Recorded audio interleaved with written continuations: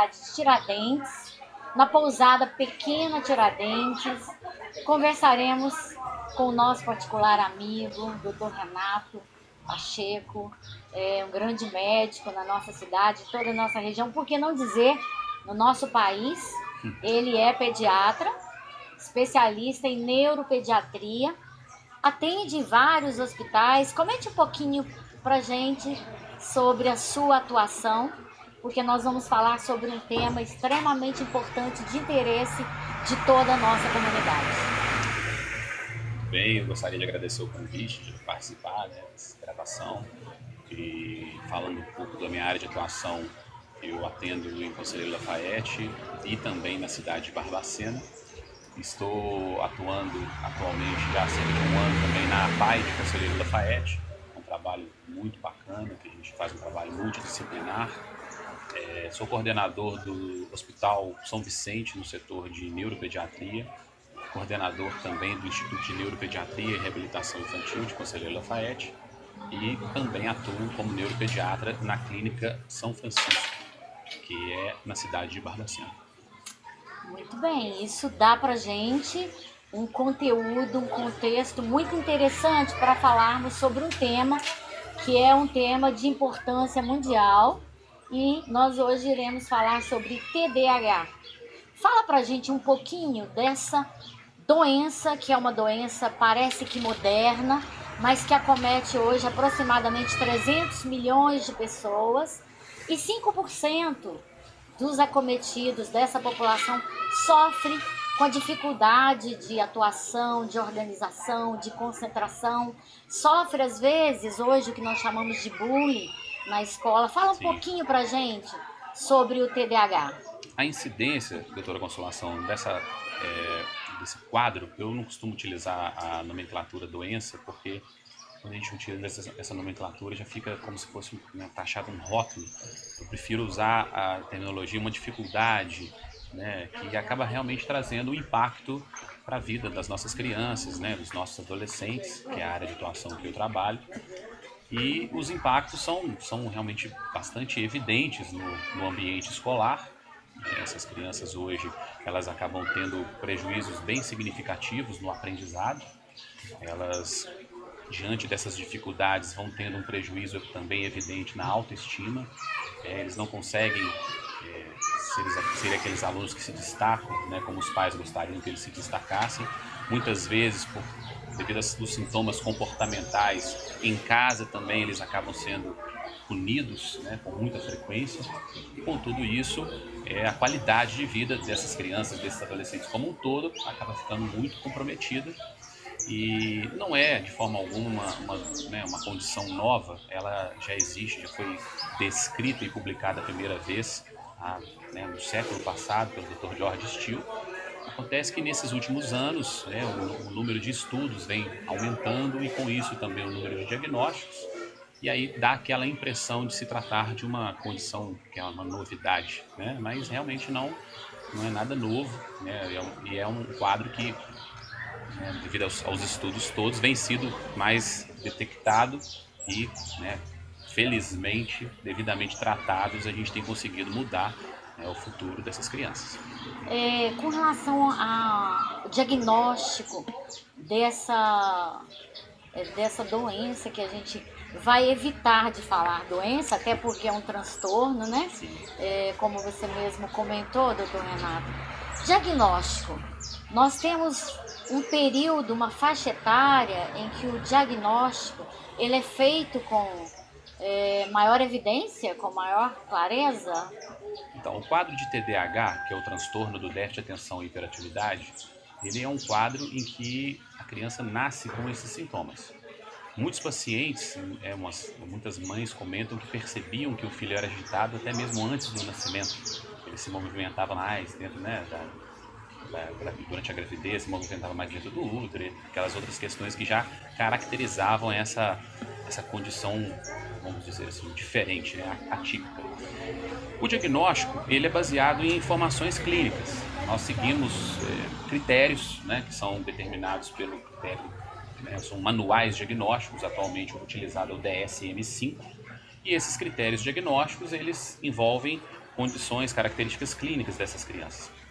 Então hoje, se nós levarmos em consideração, né, o que é o trabalho sério que a gente tem sempre procurado fazer, de acordo com os critérios clínicos, a gente vai conseguir dar um diagnóstico para esses pacientes, geralmente a partir dos 5 anos, 5 anos e meio de idade, mas com a nossa experiência, né, com todos esses anos de acompanhamento dessas crianças, a gente consegue muitas vezes perceber isso desde muito cedo, né?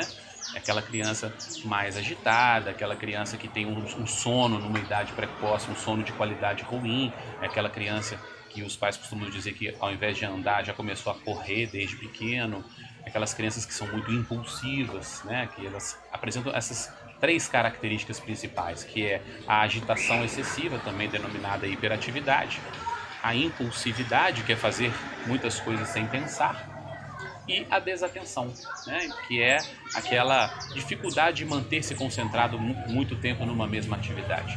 E também, de acordo com o grau de manifestação, você consegue perceber isso mais cedo ou às vezes um pouco mais tarde. Os pacientes que têm sintomas muito intensos, você consegue perceber bem mais cedo. Os pacientes que têm sintomas mais leves, você vai conseguir perceber isso um pouco mais tarde.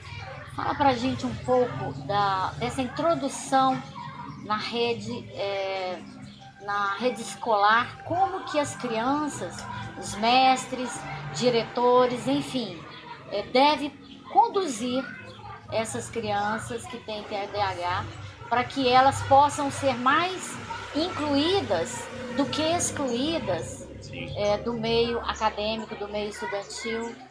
Essa mentalidade hoje da inclusão escolar, ela se expande, né, a todas as condições, todas as crianças que tenham dificuldades, independente, né, do grau dessas dificuldades, cada vez mais o contexto vem sendo trabalhado para incluir essas crianças. Elas têm que estar estudando em escolas, nós denominamos regulares, né, que não são aquelas crianças que estudavam antes em escolas especiais, e tendo sempre um cuidado, né, de ensinar para aquela criança da maneira que ela está mais apta a aprender.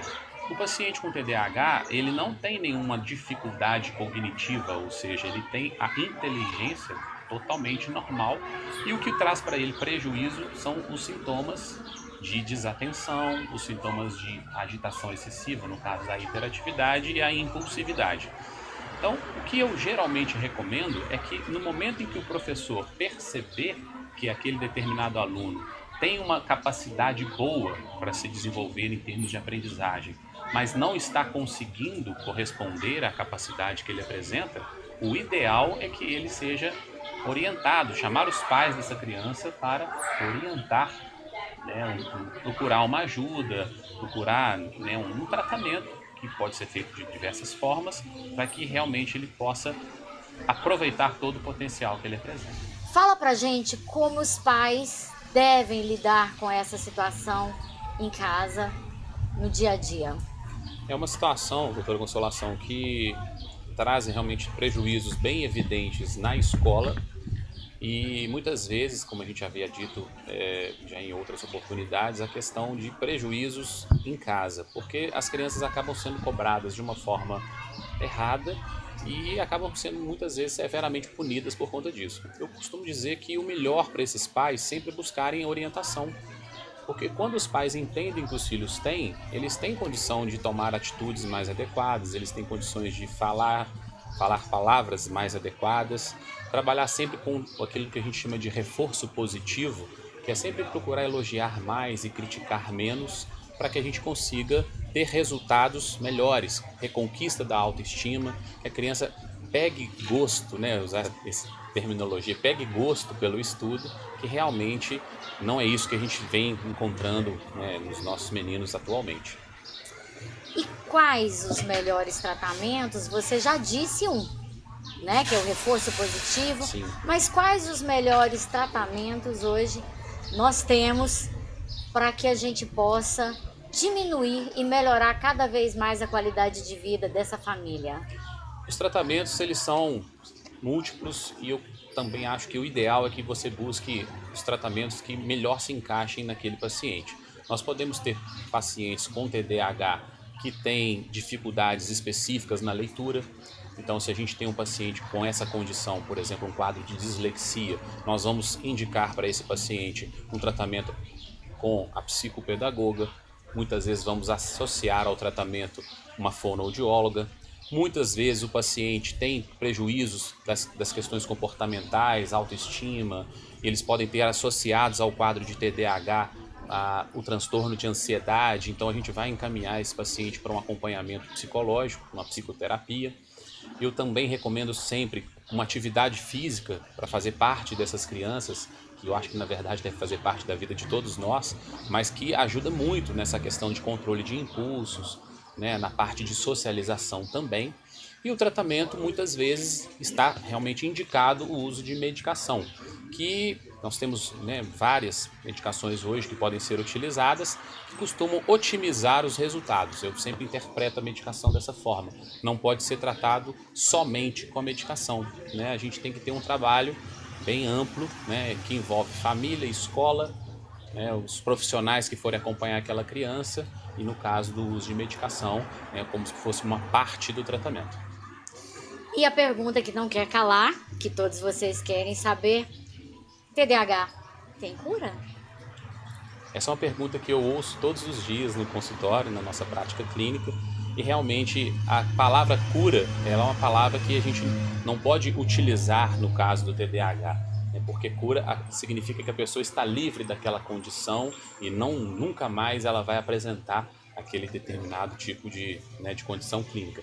Nesse caso, a palavra cura não podemos utilizar, mas podemos dizer sim que os nossos pacientes, esses pacientes, todos eles que têm o quadro de TDAH, eles podem levar uma vida totalmente normal, fazerem um tratamento durante um tempo e depois ficarem sem necessidade de utilizar um medicamento, sem necessidade de fazer um acompanhamento psicoterápico. Ele vai ganhar alta de todos esses tratamentos, né, e levar a sua vida totalmente normal, né? Mas nesse caso, essa palavra cura, realmente a gente não tem como utilizar nesses casos. Mas estando controlado é uma questão que é muito importante. Então, gente, essa foi a dica de hoje. Nós estamos finalizando o nosso programa. Queremos agradecer, então, a presença do nosso particular amigo, Dr. Renato Pacheco, neuropediatra, especialista em TDAH, que esteve conosco hoje, abrilhantando esse programa. Obrigada, Dr. Renato. Volte sempre. Voltarei. Quero agradecer você que prestigiou esse nosso programa. Estaremos de volta aguardando você no próximo bate-papo. Até lá!